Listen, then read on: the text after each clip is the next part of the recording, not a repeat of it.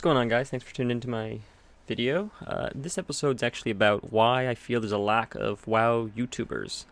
Um, I notice there's even been there's a lot of people I watch. McGurgle, Balur Gaming. I may have slaughtered that pronunciation. Asmongold, Dalaran. All these guys. I watch them all, and I've noticed all of them. I mean, they used to post every day, and some of them still do, but some of them, even when they've been posting every day, their content uh, hasn't had the same quality that it had before, and I'm not blaming them. It's not them to blame. It's not them making the content. They're essentially regurgitating the information from Wowhead, Icy Veins, from the developers. They're news sources, so you can't blame Asmongold or Dalaran or any of those people for not having quality content because they're not the ones creating the content. They're outlets for the newest content. That's all they are. They're telling us what we have to look forward to, what's changing in upcoming patches, things like that. So I don't believe the lack of content is really stemming from the content creators. I believe it's actually stemming from World of Warcraft as a whole. They can't really speak about anything if there's not really much going on.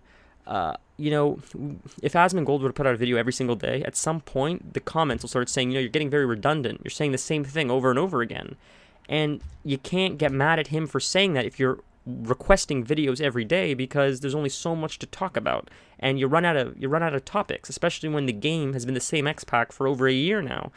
They're dropping patches. I understand there's the new Anatoris raid, I believe that's how you pronunciate it, is coming out soon, and that's going to be exciting, but it is still following the same ecosystem of just raid, gear, tier, reset. Raid, gear, tier, reset. And I understand this game's been like that for many years, but what differentiated X-Pack after X-Pack is that there was always a really, really big and interesting overarching story, and that overarching story brought us into the raids and the tier, and we felt really involved. And the story this time is not bad. The Legion, the demons, it's fun, but it feels like it's missing something. And maybe it's because the concept of the Legion and the concept of the demons is very ambiguous, and it's very, we have Kil'jaeden.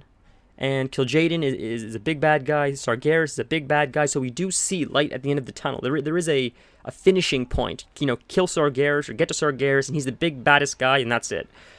But it doesn't have the same, to me at least, doesn't seem to have the same effect that it did to be chasing down Garrosh, or to be chasing down Yogg-Saron, or Cthulhu, or any of those guys. I don't know what it is. It just, maybe the fact that we've been chasing this shadowy image, and he keeps throwing his, generals at us. Maybe that's what it is. It just doesn't seem as epic. I don't know. We're slowly going up the totem pole till we get to Sargeras. I get that. It just seems like it's taking too long, and the long breaks in between seem to be too boring from a story perspective. And I'm a writer, so maybe I'm taking the story a little bit too much to heart, but I feel that something that really drove this game was the story. We like to think the gameplay was epic, and the times we had in the community with our friends and family, raiding and doing stuff, that's what held this game together. But I disagree. I believe none of this game would have existed if it wasn't for people like Chris Metzen that developed an entire universe from nothing. This game is so immersive. There's so many different outlets and avenues and areas to explore from a lore perspective, from a game perspective. That expansiveness and that involvement of a universe is why I believe it's so successful. I would credit its success to that of Marvel or DC. Marvel and DC, like The Simpsons, have done the same thing. They've created such a universe where there's so many characters. It's almost like an alternate reality, because there's so many variables and realities and characters and storylines going on at the same time. It's like a chunk of our life, because our life, we know our personal lives and we know what's going on maybe with our friends and family to the degree, but if you speak to all your friends and family and you sit down with them, have a 2-hour conversation, they'll go on and on forever about what's going on in their lives. And Warcraft and The Simpsons and Game of Thrones, for example, they've really taken that reality and they've adapted it to their stories, where all of their characters have such evolved backgrounds that they've started writing themselves. And that's what I believe made us fall in love with WoW to begin with. Like Deathwing, all those characters, the Thrall, we went with them X-Pack after X-Pack, learning more about them, learning more about their behavior, their characters, Sylvanas is a perfect example. Right now, Sylvanas and Greymane, they're at the standstill where they hate each other, but they're more focused on stopping the Legion than they are hating each other. But we both know they're egomaniacs. We know Sylvanas' character for so long that she's so ego-driven. She's so driven on, number one, she's afraid of death, like for her third time or something, but she's so driven by her ego that she wants to see the Horde succeed, but it's more about personal success, I think. And that character development is what I believe keeps us so enthralled in the game. We like to think we don't care about it, but I think storyline does matter.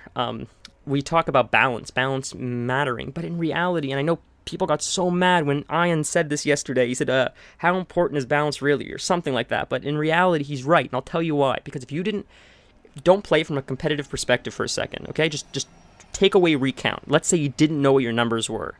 If you weren't able to trace or track your numbers, eventually you get the bosses killed. They'd all die. You guys, I hate to break it to you, but even people that are probably at the level of Asmongold, he's pretty good. Like if I know he's not going to watch this because he doesn't know I exist, but if any of his fans are watching this, he's fucking good, man. He is in Mythic. He's raiding Mythic. He's clearing ahead of the curve before anybody else is. He's pretty damn dedicated to this game, but he's still not the top 1% Mythic, first Mythic kill raiders. Like those guys that are playing this game like a full-time job and they're getting the first kill in Mythic, those guys are the mathematicians number crunching.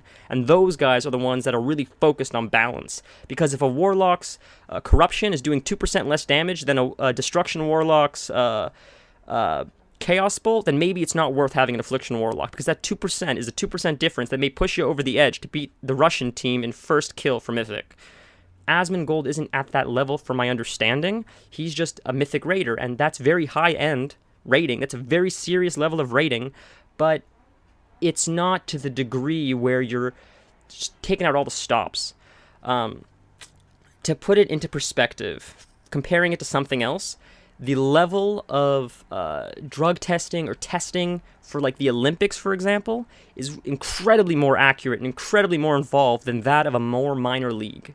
Not to say the minor league is any less credible. The minor league was, in my opinion, is equally as credible. The players are equally as credible as the Olympic team, but because the Olympic team is at such a more elite level and in such a public eye, they take every single digit and numeric so seriously compared to the more minor league. So I would say Asmongold is still an incredibly high level above many other people, but because he's not the top tier, he's not playing this game like it's a full-time job trying to be the world's first Mythic, or do or die. I don't feel the numbers would matter to him as much. So let's say he didn't look at the numbers, or anyone in his guild didn't look at the numbers. I think eventually they would just get the boss down. Even though the math wasn't there, and maybe they had an Affliction Warlock instead of a Destruction Warlock, I think it's more about avoiding stuff. It's more about finding your groove. It's more about finding your team composition and how you guys flow with one another, and you'll just get it. And I'm speaking from experience, because I used to raid Heroic and some Mythic bosses in Mists of Pandaria. I actually led a group after disbanding from a guild, because I never got a raid spot. I said, screw it, I'm going to make my own guild. So me, my girlfriend, and a couple of friends put a guild together, and we ended up raiding, and we got all the way to Garrosh before two of the previous guilds I was in.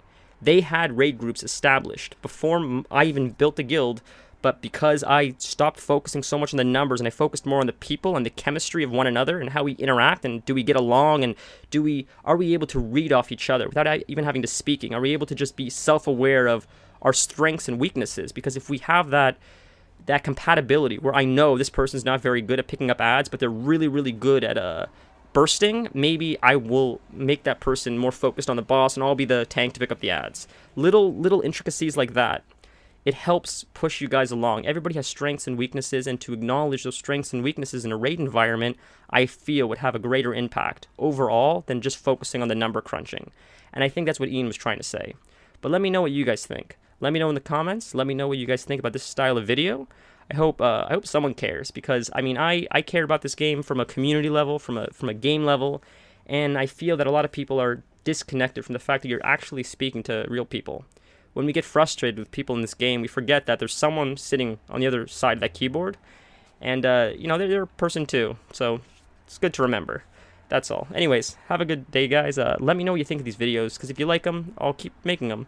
I saw my last video got 8 views, and that's not a lot to a lot of you, but for someone who has no views and no subscribers, I was impressed that 8 people sat down and cared what I had to say. So thank you to those 8 people. Until that next time, have a good day.